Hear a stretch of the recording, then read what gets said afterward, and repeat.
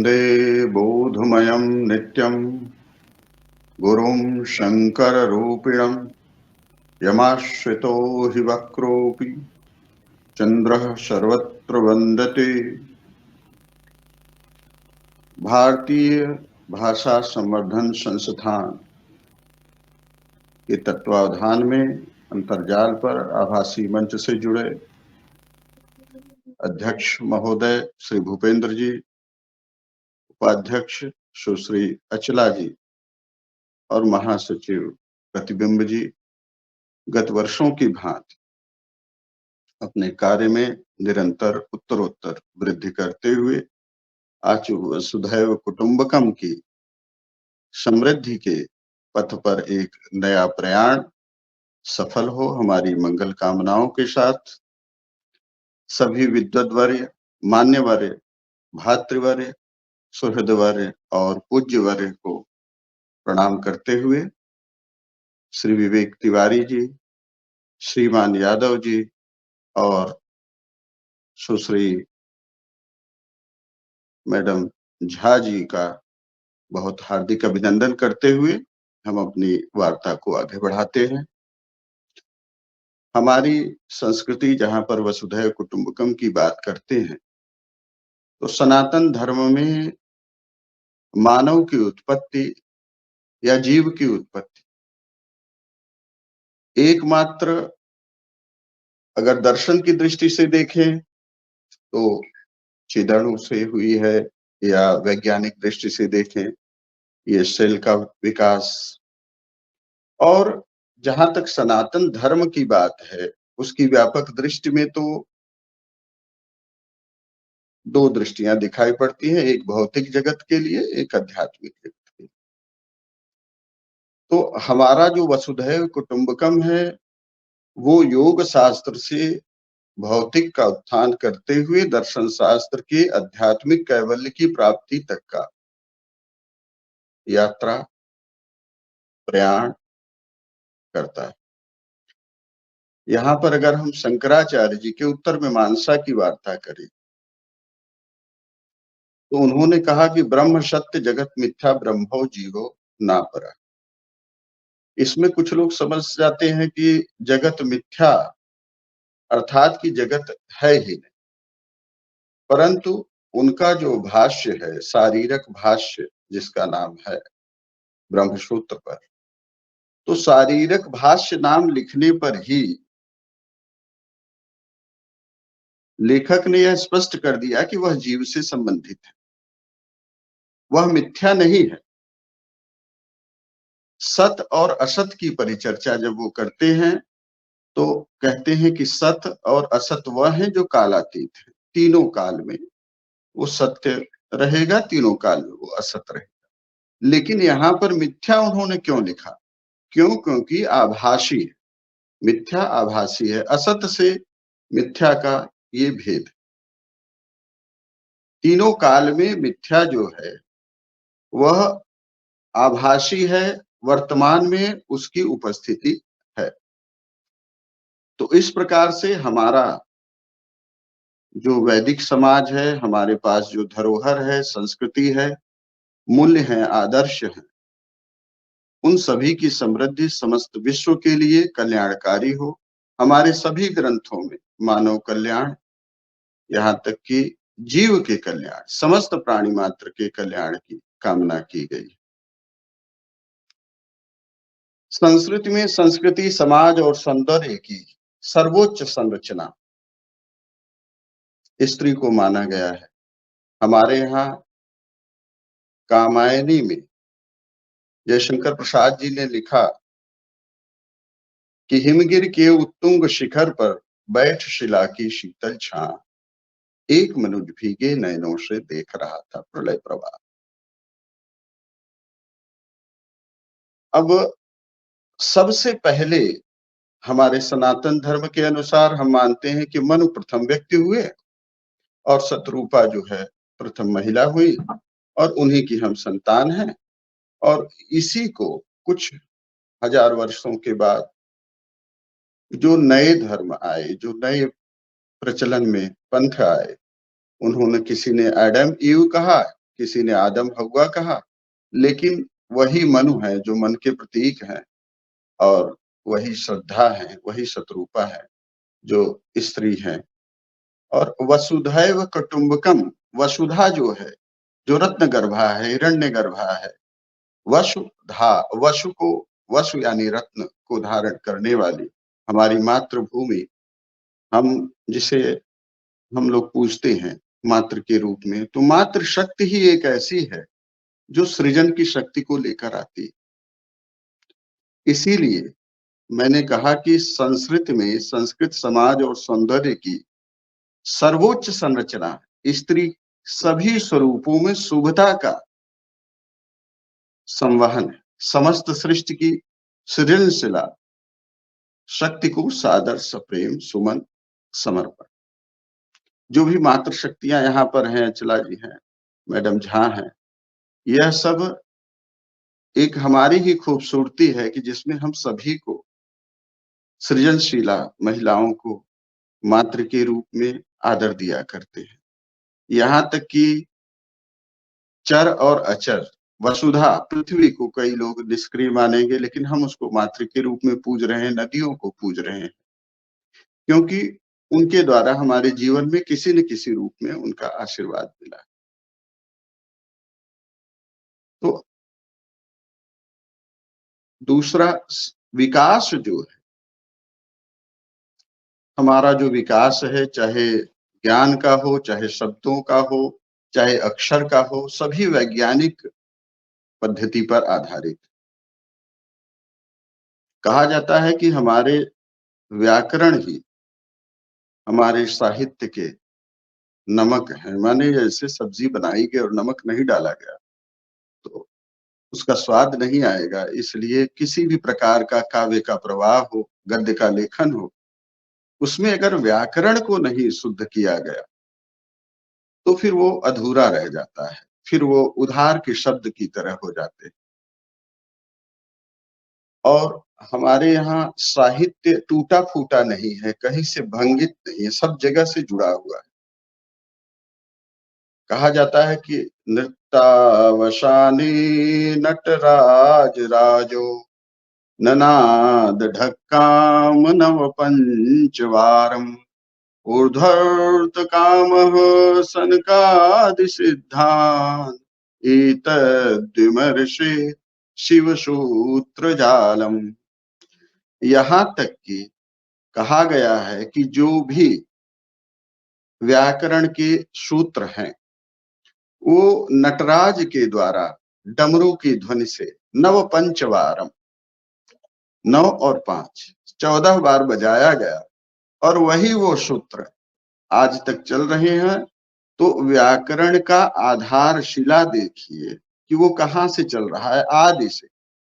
आदि से अंत, विकास से विनाश, क्रिया और प्रतिक्रिया के सिद्धांतों पर आधारित तर्क और वितर्क में सतर्क होकर विचारों को समाहित करना स्वयं में, यह हमारे मनुष्य के रूप में, विवेक के रूप में स्वीकार करना, यही हमारी संस्कृति। लेकिन अपनी विद्वता का बखान या किसी को नीचा दिखाना, यह हमारे यहाँ नहीं है। ज्ञान वह जो आदर और मौलिकता के विनम्र सोपान से शास्त्र को शस्त्र न बनने दे। यह शास्त्रीय शास्त्रार्थ की श्रेष्ठता के परंपरागत तटों पर अक्षुण्ण प्रवाह की नवनीत दृष्टि का रोपण है। स्वीकार्यता के लौकिक वातायन में दर्शन अभ्यांतर सूचि का मौन अभिव्यक्ति है। तर्क के कुसुमासव में प्रमाण की मधुरता का नैसर्गिक परिपाक, शुद्धतम मधु का संरक्षण ही भ्रमर का कैवल्य प्रमाण। श्रीमान भूपेंद्र जी, आपने जो प्रयास किया है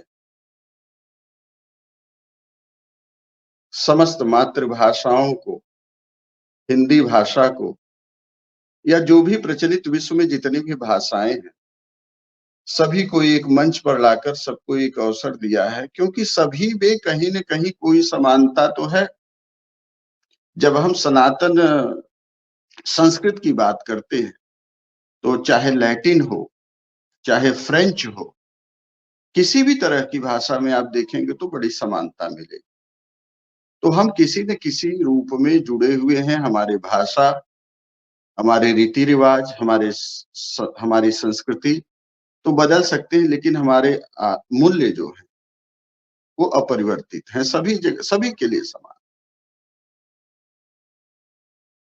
जैसे कि मैं एक संस्मरण सुनाता हूँ, मुझे संस्कृति और संस्कृत के प्रति प्रेम कैसे हुआ।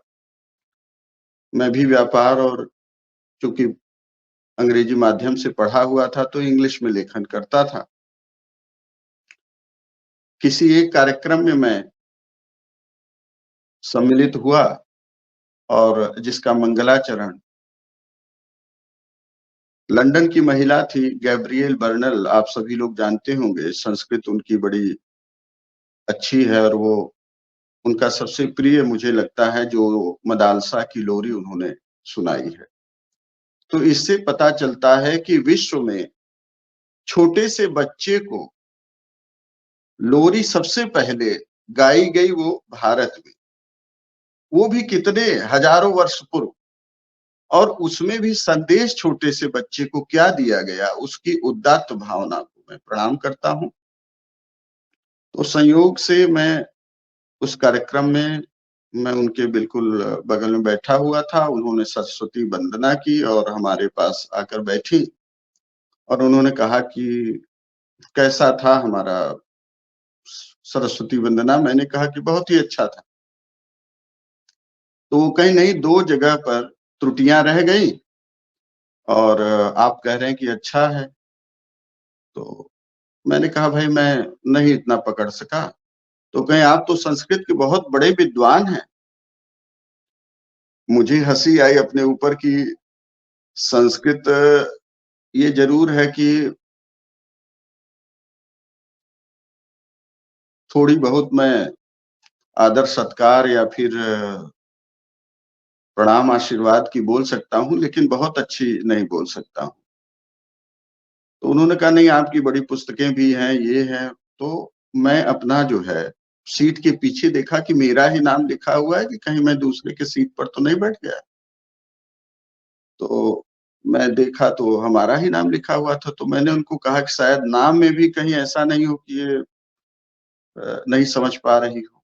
तो मैंने कहा कि देखिए, मैं परंतप मिश्र हूँ और बोले, "हाँ, हाँ, मैं जानता हूँ आप काशी के रहने वाले हैं और ब्राह्मण परिवार से आते हैं और संस्कृत तो काशी और ब्राह्मणों की परंपरा रही है।" तो मैंने उनको कहा कि देखिए, वो किसी प्राचीन काल में भी एक जाति के लिए नहीं था, विश्वामित्र भी ब्रह्मर्षि हुए थे। तो अब हम लोग उसको खाली ढो रहे हैं, हम तो व्यापारी हैं और संस्कृत के विद्वान नहीं हैं। आपने जो कहा उसमें थोड़ी सत्यता और थोड़ी असत्यता है। सत्यता ये है कि बनारस का नहीं मैं उसके पास का हूँ और संस्कृत में नहीं मेरी इंग्लिश और हिंदी में राइटिंग्स हैं। तो बाद में उससे उनसे मैंने कहा कि ये सब आपको किसने कहा? तो बोले वो आयोजक मंडल के जो सदस्य थे उन्होंने कहा कि आप जिसके पास बैठी हैं वो बड़े मूर्धन्य विद्वान हैं और संस्कृत और बहुत सारी पुस्तकें उनकी छपी हुई हैं। तो मैंने कहा भाई आयोजक मंडल की अपने विचारों की स्वतंत्रता है, वो कुछ भी कहें लेकिन मैं अपने लिए जो मेरी सत्यता है, जो मौलिकता है उसको प्रस्तुत करना चाहता हूँ। मुझे संस्कृत नहीं आती, लेकिन आपसे एक प्रेरणा ज़रूर ले रहा हूँ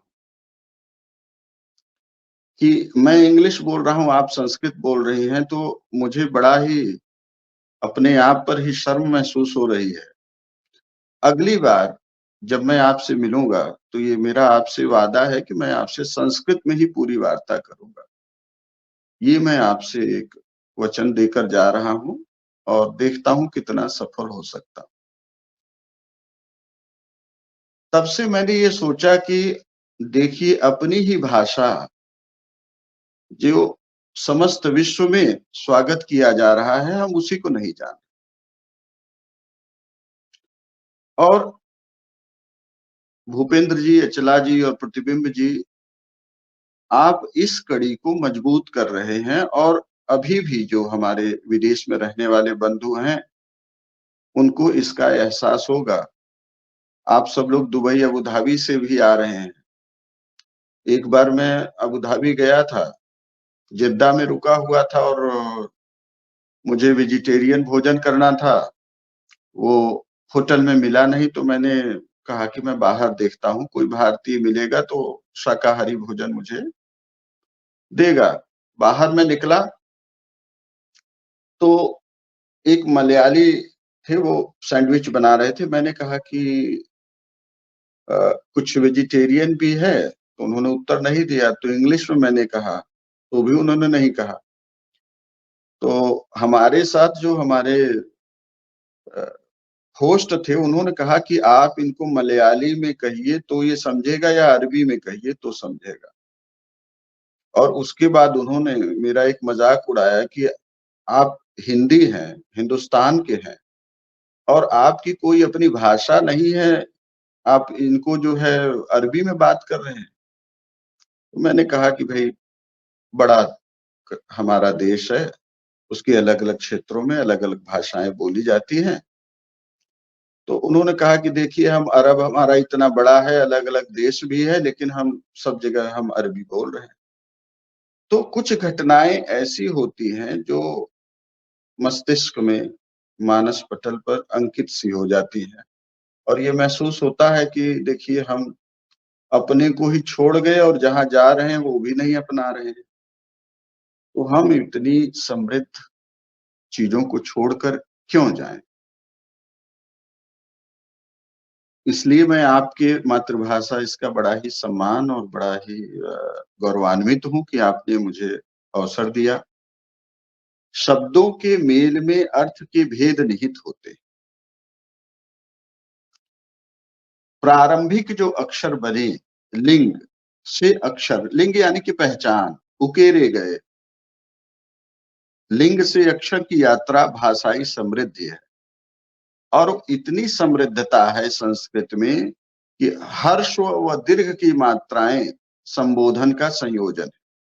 पाठक की स्वतंत्र प्रवृत्ति प्रकृतिस्थ व्याख्या के नए आयाम स्थापित करती।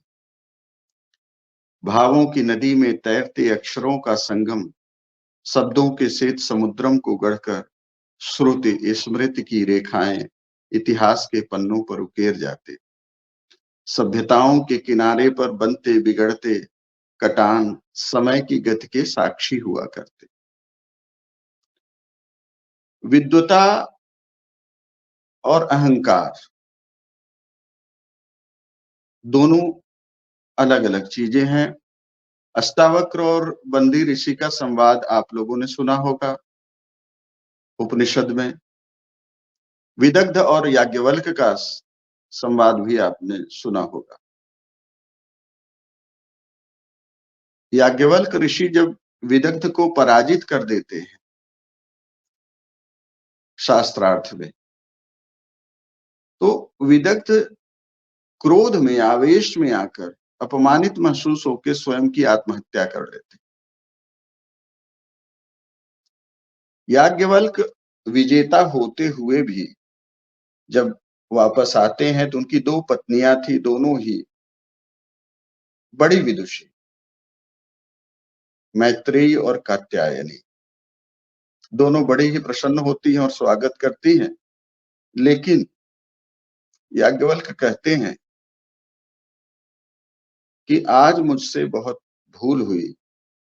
उन्होंने कहा, ये तो विजेता आप हुए हैं, आपके अंदर इतनी क्षमता है कि आपने सबको पराजित किया है, आप में अपराध बोध क्यों है? तो उन्होंने कहा कि अपराध बोध इसलिए है कि मेरा जो शास्त्र है वो किसी के लिए शस्त्र बन गया, किसी के मृत्यु का कारण बन गया। तो मैं अब से आगे शास्त्रार्थ न कर, मैं इससे भी आगे की प्रक्रिया में जाऊंगा जहां पर आत्ममंथन, आत्मनिरीक्षण और ब्रह्म क्या है उसको जानने की प्रयास करूं। इसी प्रकार अष्टावक्र बंदी ऋषि का है। बंदी ऋषि अपने ज्ञान के अभिमान में ये कहते थे कि जो मुझसे शास्त्रार्थ करेगा, अगर वो हारता है तो उसे जल में डूबकर अपनी आत्महत्या करनी हो। और अष्टावक्र के पिता कहोड़ ऋषि, उन्हीं के द्वारा उनको पराजित होना पड़ा और अंत में अष्टावक्र ने आके उनको पराजित करके अभयदान दिया कि मैं आपको मृत्यु नहीं, जल में आपको आत्महत्या नहीं करना है, आप जीवित रहिए। लेकिन आपके इस अभिमान के कारण पता नहीं कितने बच्चे, कितनी माएं वंचित हो गई अपने परिजनों से। तो अपनी यात्रा अपने से करें, किसी का देखें नहीं।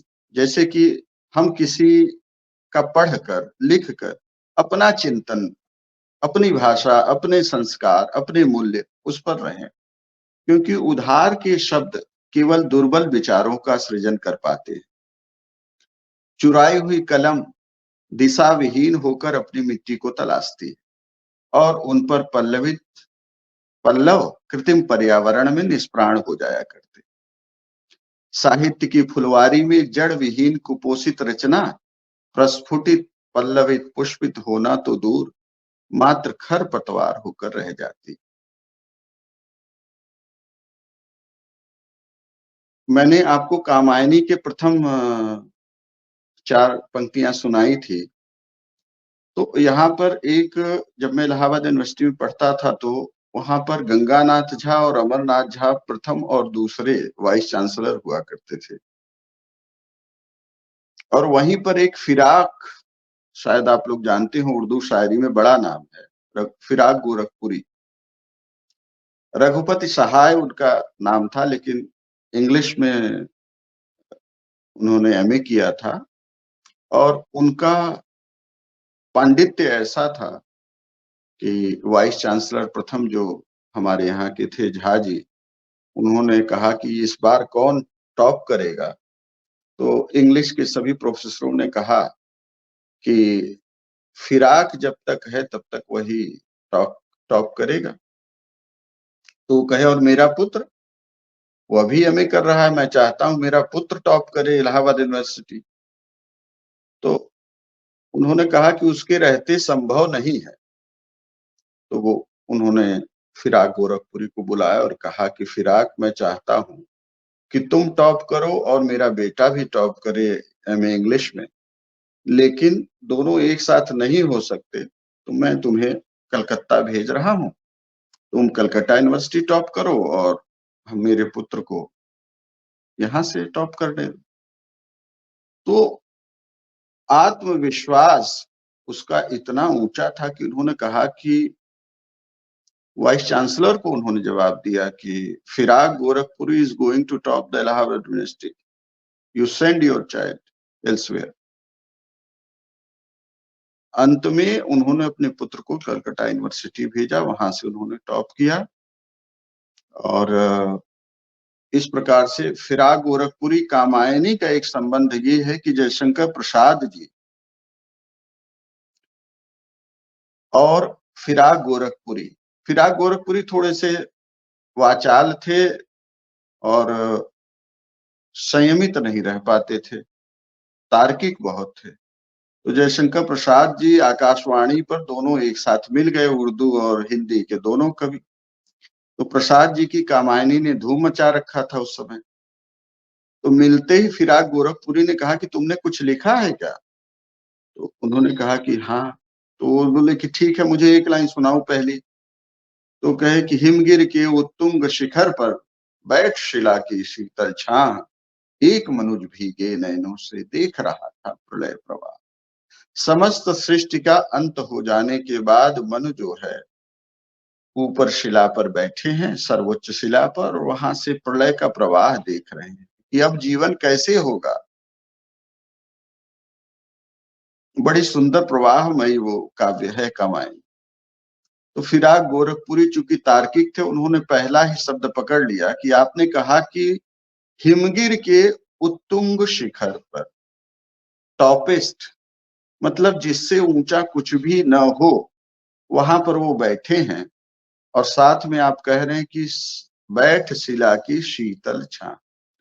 तो जब टॉपेस्ट में है तो शिला की शीतल छां कहाँ मिलेगी? तो प्रसाद जी बड़े ही विनम्र व्यक्ति थे, उन्होंने प्रणाम किया और बोले कि मैं आपसे मिलता हूँ। तो कहने का मतलब कि विद्या में विनयम, विद्या ददाति विनयम, विनयात याति पात्रत्वम्। विद्या में विनय